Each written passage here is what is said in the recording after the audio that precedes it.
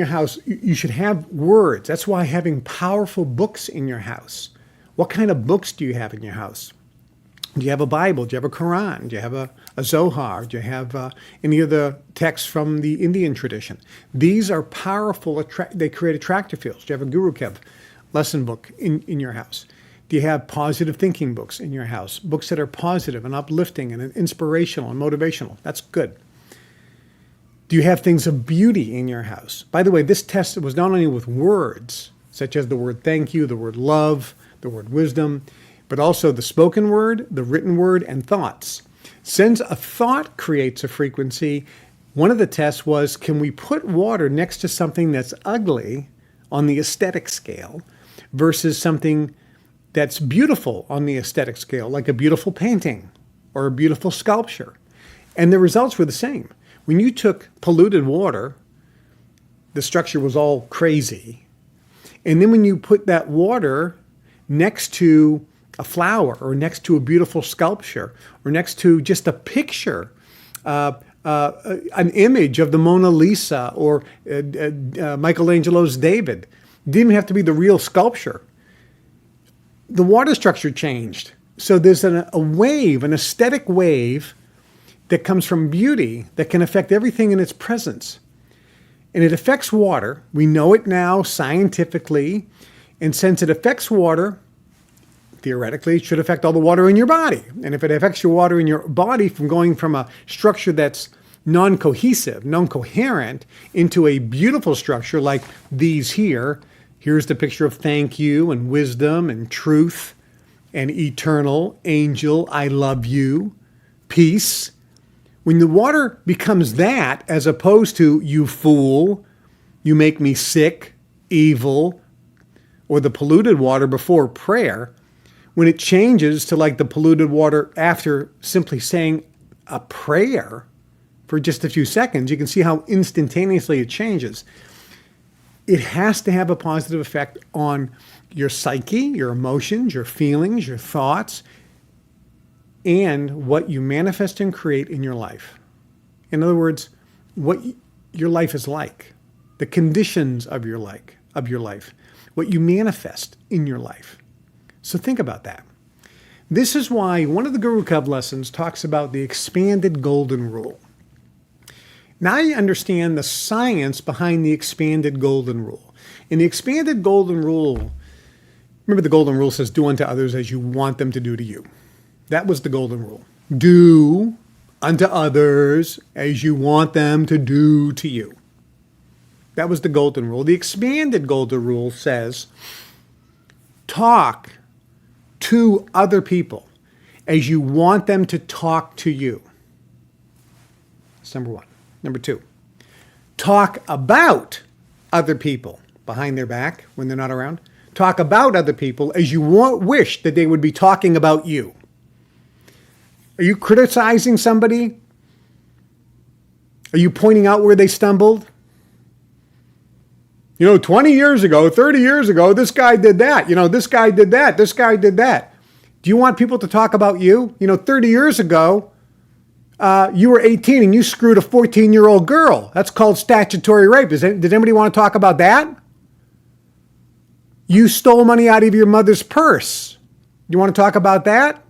But you're out there talking about what happened to somebody else 30 years ago. Talk about other people as you wished that they would talk about you. Number three, think about other people as you wish they would think about you. How are you thinking about people? Thoughts are energy and frequency. We proved that, Dr. Emoto proved that just by thinking a thought and looking at water, it changed the molecular structure. So how are you thinking about people? Think about that. Then do the actions you take toward others. Any action you take, would you want other people to do the same actions toward you? And the expanded goals and rules goes one step further. Talk to yourself about yourself as you really wish you would be talking to yourself. We talk negative thoughts to ourselves. So talk positive words to ourselves. Next, think positive thoughts about yourself. You got to love yourself first.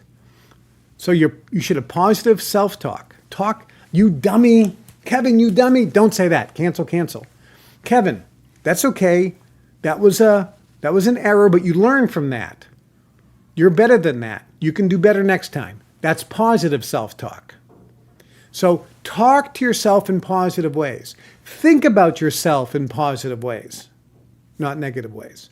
Because if you think about yourself in a negative way, you're changing the molecular structure of the body and the water inside your body and your brain. And that means the frequencies you put out aren't very powerful. You're not manifesting the goals, dreams, and things you want in life.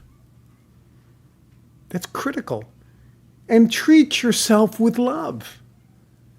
Are you pounding down, drink after drink after drink? Are you loving your body? Are you putting garbage in your body? Are you loving your body? Are you not exercising? Are you loving your body? Treat your body, treat yourself with love. That's critical. That's the expanded golden rule. And when you think about this, one of the biggest things that we do is we criticize others. With the internet today, this is so prevalent. And so many of you are hurting yourself. You're not hurting the people you're criticizing. There are people out there that criticize President Trump, and they say evil things about him. They say very mean, nasty things about him. They call him names. They criticize him. They point out things that he did 20, 30 years ago. Oh, he said this about women. He did this. He did that. That's ancient history. The past is a canceled check. Think about it. It's over. So what? So what? You're not hurting him. You're hurting yourself by putting that venom out, that hate, that negativity.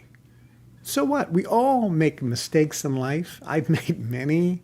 We all have judgments that weren't very smart that we made. We made errors in judgment. We all made mistakes. We all had errors in judgment. We all look back and saying, I did that. That wasn't a smart decision at the time. But we don't look back with regret. We look back with saying, I wouldn't be the person today if I didn't do that, if I didn't make that, quote, error at the time or make that choice at the time. All of us, by the way, have made mistakes. As Jesus said, let you without sin cast the first stone. There are people out there that put documentaries or things on YouTube about me in a negative way. Oh, Kevin bounced some checks. Well, no kidding. When I was 21, I bounced 7 checks. I made a mistake. It was an error. There was no evil intent. I immediately paid it back. Hey, and I had to plead guilty to 7 counts of larceny. Well, I was 21.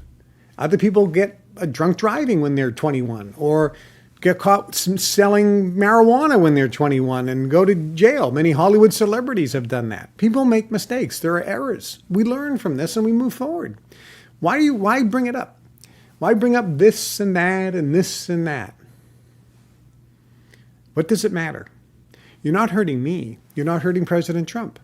And then there are people that are saying horrible things about President Biden or this candidate, or they're attacking Robert F. Kennedy Jr. They're attacking him. Oh, he killed a bear and put it in the Central Park, or he messed around with some babysitter or whatever when he was 19. What are you talking? I mean, look, the past is the past. People learn from mistakes, and there is no one out there, none of you are without sin.